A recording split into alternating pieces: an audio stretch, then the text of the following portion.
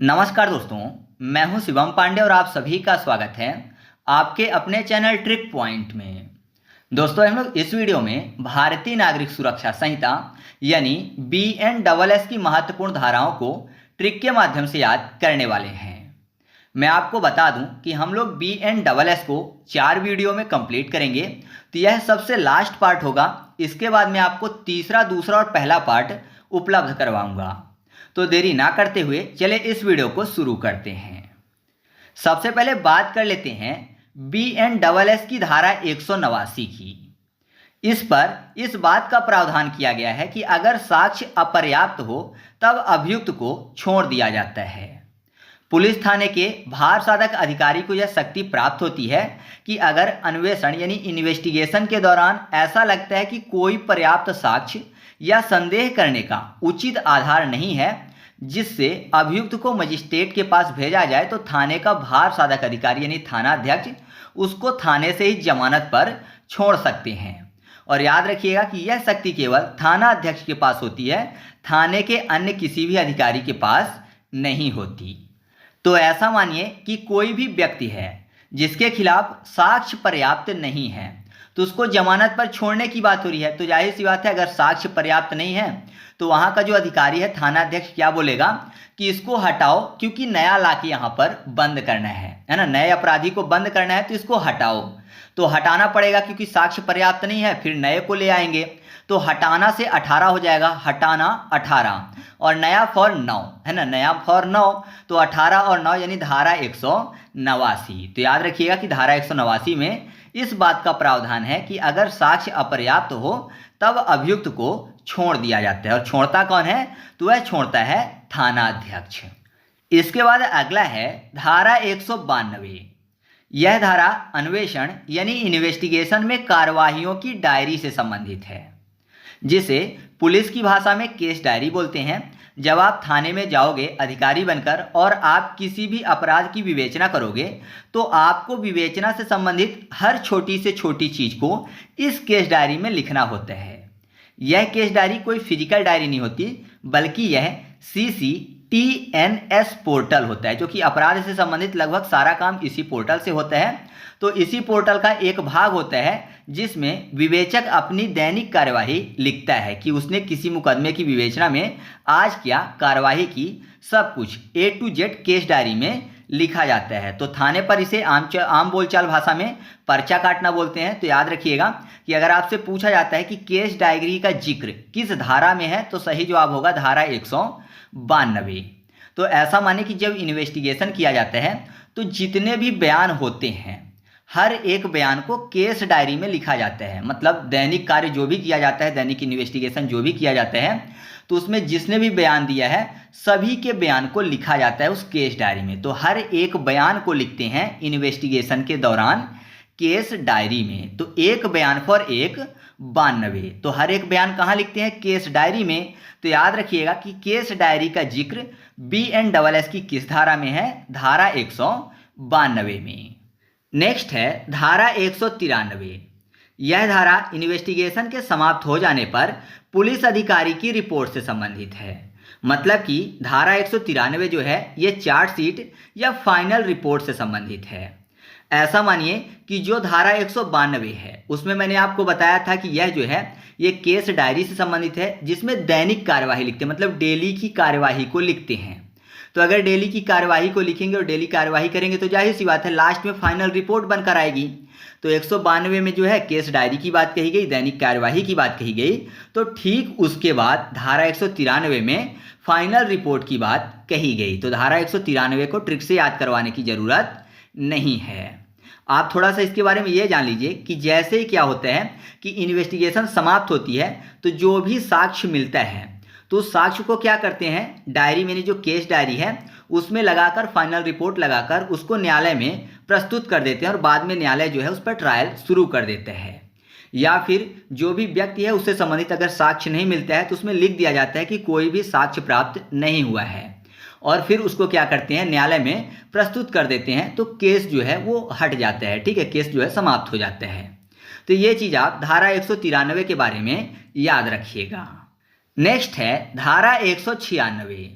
यह धारा आत्महत्या से मृत्यु के कारण का मजिस्ट्रेट द्वारा जांच से संबंधित है। नॉर्मली यह धारा जो है महत्वपूर्ण नहीं है, लेकिन आपको ये याद रखना है कि दहेज मृत्यु के मामले में अन्वेषण कौन करता है, मतलब इन्वेस्टिगेशन कौन करता है। तो इसका उत्तर होगा मजिस्ट्रेट, है ना। मतलब कि आपको ये समझना है कि अगर किसी मामले में किसी महिला की मृत्यु उसके विवाह की तारीख से 7 वर्ष के भीतर हो जाती है और महिला के परिवार वाले ससुरालजनों पर दहेज मृत्यु का मुकदमा लिखवाते हैं, तो इस मामले में जो इन्वेस्टिगेशन है कोई पुलिस अधिकारी ना करके निकटतम मजिस्ट्रेट करता है। ठीक है, और एग्जाम में ये पूछा भी गया है कि दहेज मृत्यु के मामले में इन्वेस्टिगेशन कौन करता है, तो सही जवाब होगा निकटतम मजिस्ट्रेट। तो धारा आपके लिए महत्वपूर्ण नहीं है, तो मैं आपको इसको ट्रिक से याद नहीं करवाऊंगा। इसके बाद अगला है धारा 228। यह धारा मजिस्ट्रेट द्वारा अभियुक्त को न्यायालय में उपस्थित होने से छूट देने से संबंधित है। कई बार आपने ऐसा सुना होगा कि ट्रायल के दिन अभियुक्त खुद ना आकर अपने वकील को भेजता है। तो अगर जज को ऐसा लगता है कि किसी कारणवश अभियुक्त को उपस्थिति में छूट दी जा सकती है, तो वह ऐसा कर सकता है। कैसे याद रखेंगे, यहाँ पर क्या लिखा हुआ है कि अभियुक्त को न्यायालय में उपस्थित होने से छूट दे देना। तो जाहिर सी बात है, आपको पता है न्यायालय में 2 पक्ष होते हैं, है ना। एक जो केस करता है, दूसरा जिसके ऊपर केस होता है। एक पक्ष, दूसरा विपक्ष है। तो जाहिर सी बात है अगर दोनों आएंगे तो कभी कभी ऐसा होता है कि दोनों के बीच झगड़ा होने लगता है बाहर।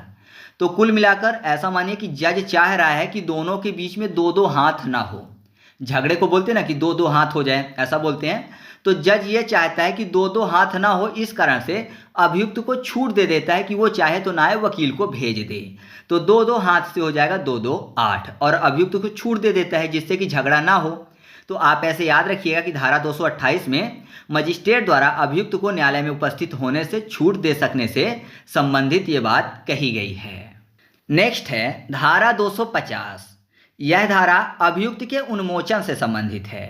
मतलब कि अगर कोई अभियुक्त किसी अपराध के लिए न्यायिक अभिरक्षा में निरुद्ध है और 60 दिनों के अंदर संबंधित विवेचक द्वारा उसके खिलाफ साक्ष्य इकट्ठा कर चार्जशीट न्यायालय में दाखिल नहीं कर दी जाती है, तो अभियुक्त अपने अधिवक्ता के माध्यम से जमानत के लिए अपील कर सकता है।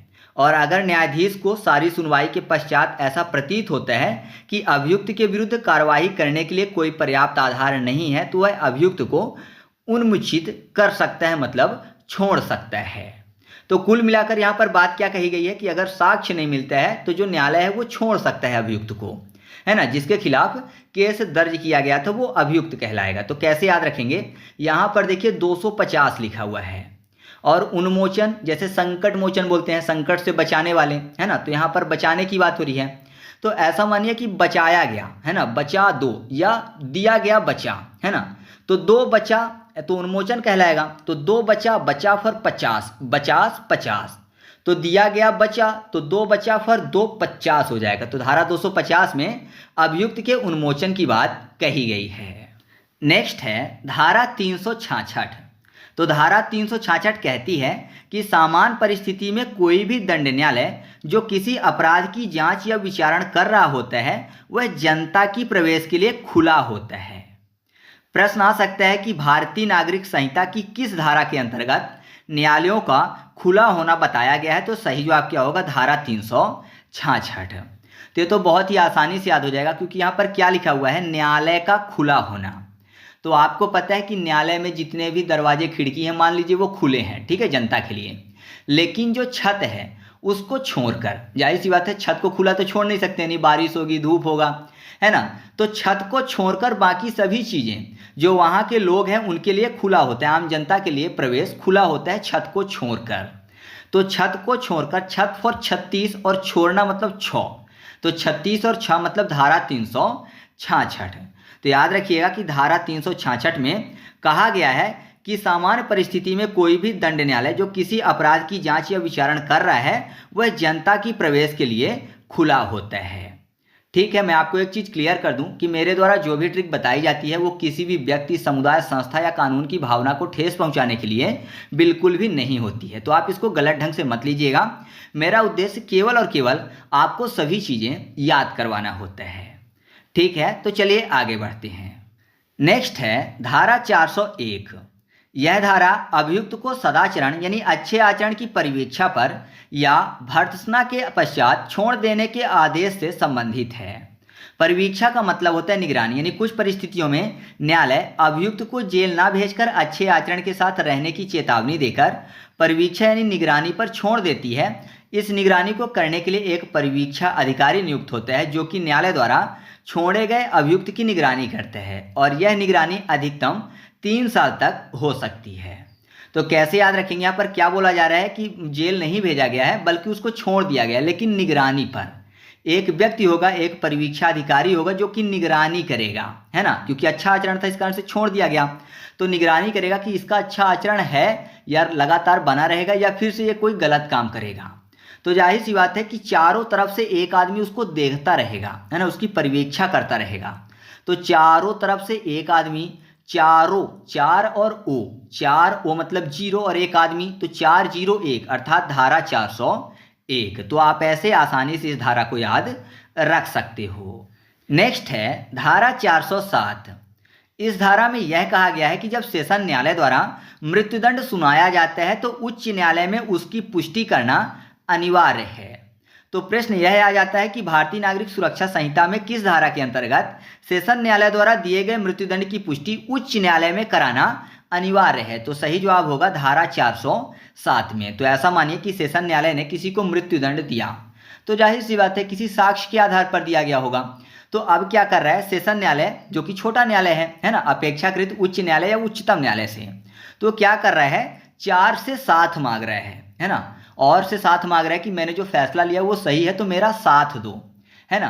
तो 4 से 7 मांग रहा है, तो 4 से हो जाएगा 4 से फॉर 100 यानी 400, 7 फॉर 7 अर्थात धारा 407, क्योंकि पुष्टि करवा रहा है। तुम भी पुष्टि करो कि मैंने जो सजा दी है ये सही है, तो 4 से 7 मांग रहा है तो 407। तो आप ऐसे इस धारा को याद रख सकते हो। नेक्स्ट है धारा 410। इस धारा में इस बात का जिक्र किया गया है कि मृत्युदंड की पुष्टि या कोई नया दंडादेश पारित करने के लिए कम से कम 2 न्यायाधीशों द्वारा हस्ताक्षरित होना चाहिए। मतलब कम से कम 2 न्यायाधीशों की पुष्टि आवश्यक है। तो इससे पहले मैंने आपको बताया कि अगर मृत्युदंड दिया जाता है सेशन न्यायालय द्वारा तो सेशन न्यायालय क्या करता है, पुष्टि मांगता है ना। 4 लोगों से बोलता है कि साथ दो, 4 से 7 मांगता है। तो अगर 4 से 7 मांगा है तो उनमें से कम 2 तो साथ दे ही देंगे, 50% आधा। तो क्या हो रहा है कि 4 से 7 मांग रहा था कि ये जो दोषी है इसको सजा मिले, है ना। तो 4 लोगों से बोल रहा है कि ये दोषी है इसलिए पुष्टि करो कि इसको सजा मिले। तो जाहिर सी बात है अगर दोषी होगा तो सभी सिग्नेचर कर देंगे। तो 4 लोगों से क्या बोल रहा है कि मेरा साथ दो क्योंकि ये दोषी है।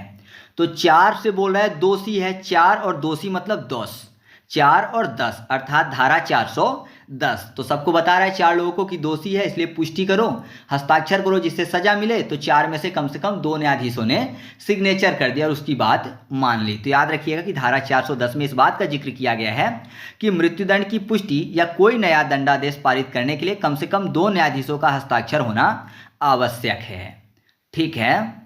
नेक्स्ट है धारा 415। इस धारा में इस बात का प्रावधान किया गया है कि उच्च न्यायालय से मिले किसी दंड के खिलाफ उच्चतम न्यायालय में अपील की जा सकती है।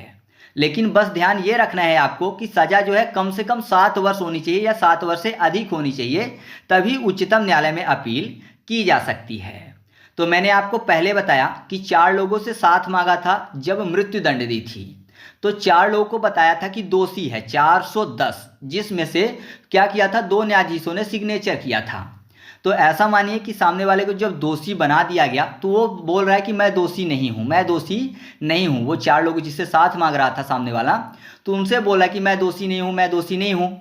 तो जाहिर सी बात है अगर दोषी बना दिया गया, 2 न्यायाधीशों द्वारा दस्तखत कर दिया गया, तो अब क्या बोलेगा कि तुम चारों से भी बड़ा एक है। कौन है? Supreme court. चारों से भी बड़ा एक है, मैं वहां पर केस लगाऊंगा और मैं दोषी नहीं हूं ये साबित कर दूंगा। ऐसा बोलते हैं ना जो दोषी नहीं होते। तो चारों से एक बड़ा है, 4 से 1 बड़ा है, तो 4 और 1, और 4 और 1 कितना होता है? 4 + 1 5, तो 4 1 5 यानी धारा 415। तो याद रखिएगा कि धारा 415 में उच्चतम न्यायालय में अपील किए जाने की बात कही गई है। नेक्स्ट है धारा 455। इसमें इस बात का प्रावधान किया गया है कि अगर किसी व्यक्ति को किसी अपराध में उच्च न्यायालय द्वारा मृत्युदंड की सजा सुनाई जाती है, उसके बाद वह उच्चतम न्यायालय में अपील करता है, तो जब तक अपील की सुनवाई नहीं हो जाती है तब तक उसके मृत्युदंड का निष्पादन निलंबित कर दिया जाएगा। मतलब तब तक उसको मृत्युदंड नहीं दी जाएगी जब तक कि उसके अपील की सुनवाई ना हो जाए। तो सस्पेंशन ऑफ डेथ सेंटेंस की बात कही गई है धारा 455 में। तो ऐसा मानिए कि अगर किसी को मृत्युदंड दिया जाता है तो जाहिर सी बात है क्या करते हैं, अपील करते हैं उच्चतम न्यायालय में, है ना। तो जब अपील करेंगे तो जाहिर सी बात है कौन करते हैं, परिवार वाले करते हैं। तो क्यों करते हैं, जिससे कि 4 कंधों में ना ले जाना पड़े, बचा लिया जाए, है ना। 4 कंधों में उठा के ना ले जाना पड़े। मृत्युदंड दी गई है तो जाहिर सी बात है मरने के बाद ही ले जाएंगे, तो 4 कंधे में ले जाते हैं। तो 4 कंधे से बचाने के लिए, है ना, 4 कंधे में ना ले जाना पड़े उससे बचाने के लिए अपील कर रहे हैं। तो 4 कंधा फॉर 4 और बचा पाने के लिए बचा पाना फॉर 55, बचपन 55। तो याद रखिएगा धारा 455 में सस्पेंशन ऑफ डेथ सेंटेंस की बात कही गई है। नेक्स्ट है धारा 456। इसमें इस बात का प्रावधान किया गया है कि अगर कोई महिला जिसे मृत्युदंड दिया गया है वो गर्भवती पाई जाती है तो उच्च न्यायालय दंडादेश को आजीवन कारावास के रूप में परिवर्तित कर सकती है। मतलब कि अगर मृत्युदंड मिला है तो उसको आजीवन कारावास में बदला जा सकता है अगर महिला गर्भवती है। तो आप ऐसे याद रखिए कि यहाँ पर बात किसकी हो रही है, और माँ की हो रही है। मतलब माँ ने क्या किया है, अपराध किया है। तो जाहिर सी बात है कि माँ ने अपराध किया है तो उसको दंड दिया जा सकता है, लेकिन उसके पेट में जो बच्चा है उसको दंड नहीं दिया जा सकता क्योंकि उसने तो अपराध किया नहीं है। तो माँ को सजा दो, ना कि बच्चे को, क्योंकि बच्चे पर पिता का भी अधिकार होता है ना। माँ और पिता दोनों का बच्चा है तो पिता अपने बच्चे को जिससे छू सके, इस कारण से महिला को क्या है, मृत्युदंड ना देकर उसको आजीवन कारावास दिया जाएगा। तो पिता जिससे छू सके अपने बच्चे को, क्योंकि महिला जो थी गर्भवती थी, तो पिता से 45 और छूने से 6, 45 और 6 मतलब कि धारा 456। तो आप ऐसे याद रखिएगा कि धारा 456 में इस बात का प्रावधान किया गया है कि अगर कोई महिला जिसे मृत्युदंड दिया गया है वो गर्भवती पाई जाती है तो उच्च न्यायालय दंडादेश को आजीवन कारावास के रूप में परिवर्तित कर देगा, जिससे पिता अपने बच्चे को छू सके। नहीं तो मृत्युदंड दे दी जाएगी तो जाहिर सी बात है माँ खत्म हो जाएगी तो बच्चा भी खत्म हो जाएगा, है ना, और पिता अपने बच्चे को नहीं छू पाएगा। तो आप ऐसे इसको याद रख सकते हो। नेक्स्ट है धारा 472। यह धारा मृत्युदंड के मामले में दया याचिका से संबंधित है। आपको पता है कि भारतीय संविधान के अनुच्छेद 72 के अधीन भारत के राष्ट्रपति अथवा अनुच्छेद 161 के तहत राज्य के राज्यपाल के समक्ष यह जो है दया याचिका प्रस्तुत की जा सकेगी। तो अगर आपसे पूछा जाता है कि दया याचिका का संबंध भारतीय नागरिक सुरक्षा संहिता की किस धारा से है, तो सही जवाब क्या होगा, धारा 472। कैसे याद रखेंगे, आपको मैंने बताया कि भारतीय संविधान के अनुच्छेद 72 के तहत राष्ट्रपति से क्षमादान मांगी जा सकती है, मतलब दया मांगा जा सकता है मृत्युदंड के संबंध में। तो ऐसा मानिए कि जिससे 4 कंधे में ना जाना पड़े, इस कारण से दया याचिका मांग रहा है ना। मृत्यु हो जाएगी, 4 कंधे पे जाना पड़ेगा, तो किससे दया मांग रहा है, राष्ट्रपति महोदय से। और आपको पता है कि राष्ट्रपति महोदय से दया मांगने के लिए किस में बात कही गई है संविधान के, तो संविधान के अनुच्छेद 72 में कही गई है। तो 4 कंधे में ना जाना पड़े इसलिए अनुच्छेद 72 का प्रयोग कर रहे हैं। तो धारा 472 में किसकी बात कही गई है, मृत्युदंड के मामले में दया याचिका से संबंधित बात कही गई है। तो अनुच्छेद से आपको यह धारा भी आसानी से याद हो चुकी है। इसके बाद अगला है धारा 478। यह धारा इस बात का प्रावधान करती है कि किन मामलों में जमानत ली जाएगी। यानी अगर आपसे प्रश्न पूछा जाता है कि जमानती अपराधों में जमानत किस धारा के अंतर्गत मिलती है, तो सही जवाब होगा धारा 478। यानी जमानत किसके अंतर्गत मिलती है, जमानती अपराधों के संबंध में, तो धारा 478 में। कैसे याद रखेंगे, जमानत की बात हो रही है तो जमानत में आपको शब्द मिल जाएगा जमा। जमा किसको कर रहा है, अमानत को, जमा अमानत। तो जाहिर सी बात है लोग जमा क्यों करते हैं अपनी अमानत को, जैसे पैसा हो गया, गहने हो गए, उसको बैंक में जमा क्यों करते हैं, जिससे कि चोर जो है वो ना ले जा सके। तो चोर से सेव करने के लिए, है ना, चोर से सेव करने के लिए, जिससे चोर के हाथ ना लगे, इसलिए जमा कर देते हैं अमानत को बैंक में। तो चोर से सेव करने के लिए, तो चोर से 4, सेव करने के लिए, बचाने के लिए, सेव फॉर 7, और हाथ ना लगे चोर के, इस कारण से जमा करते हैं हाथ फॉर 8। तो धारा 478 में क्या बात कही गई है, ऐसे मामले जिसमें जमानत ली जाएगी। ठीक है। नेक्स्ट है धारा 480। यह धारा इस बात से संबंधित है कि अजमानती अपराध की दशा में कब जमानत ली जा सकेगी। मतलब कुछ परिस्थितियों में अजमानती अपराध में भी जमानत ली जा सकती है, तो किस धारा के तहत, तो धारा 480 के तहत। तो यहाँ पर देखिए 4 को याद करने के लिए कर लेते हैं पहचान टाइप का, है ना, पहचान चांद, चांद से 4 हो जाएगा। तो ऐसा माने कि अजमानती अपराध था, यानी ऐसा अपराध था जिसकी जमानत नहीं मिलती, लेकिन पहचान अच्छी थी, इस कारण से अजमानती अपराध में भी जमानत मिल गई, है ना। यहाँ पर यह धारा यही तो बोल रही है कि अजमानती अपराध की दशा में कब जमानत ली जा सकेगी। तो अजमानती अपराध किया था लेकिन पहचान अच्छी थी तो जमानत मिल गई। तो पहचान चांद से 4 और अच्छी फॉर 80 यानी 480। तो याद रखिएगा कि धारा 480 में यह बात कही गई है कि जमानती अपराध की दशा में कब जमानत ली जा सकेगी। इसके बाद अगला है धारा 482। यह धारा अग्रिम जमानत के प्रावधान से संबंधित है। अग्रिम जमानत मतलब एंटीसिपेटरी बेल, है ना। अग्रिम जमानत आपको पता ही होगा, आपने फिल्मों में देखा होगा नॉर्मली, है ना, कि अगर पुलिस पकड़ने आ रही है तो क्या करते हैं, पहले से ही जमानत ले लेते हैं जिससे कि पुलिस ना पकड़ सके, और पुलिस आई उसको दे दिया कागज कि ये देखो मैंने अग्रिम जमानत ले ली है। तो क्या होता है कि आपने फिल्मों में देखा होगा, अग्रिम जमानत लेने के बाद जो अपराधी होते हैं वो चेयर में एकदम बॉस बने बैठे होते हैं, है ना। भले ही उन्होंने अपराध किया है लेकिन कुर्सी में एकदम बॉस बने बैठे होते हैं, और पुलिस आती है तो उसको बोल देते हैं कि जाओ, कागज दिखाया, पुलिस चली गई। तो चेयर में बॉस बने बैठे होते हैं, भले उन्होंने अपराध किया है क्योंकि उन्होंने अग्रिम जमानत ले ली है। तो चेयर से 4 और बॉस से 82, बॉस से 82। तो याद रखिएगा धारा 482 में अग्रिम जमानत की बात कही गई है। तो इस तरीके से हम लोगों ने BNSS की महत्वपूर्ण धाराओं को ट्रिक के माध्यम से याद किया। वैसे तो 531 धाराएं हैं, लेकिन आपके एग्जाम के लिए 482 तक महत्वपूर्ण है, तो मैंने आपको ट्रिक के माध्यम से याद करवा दिया। अगर आपको वीडियो पसंद आई है तो वीडियो को लाइक कर दीजिए और दोस्तों के साथ भी शेयर कर दीजिए। तो चलिए मिलते हैं अगले वीडियो में, तब तक के लिए जय हिंद।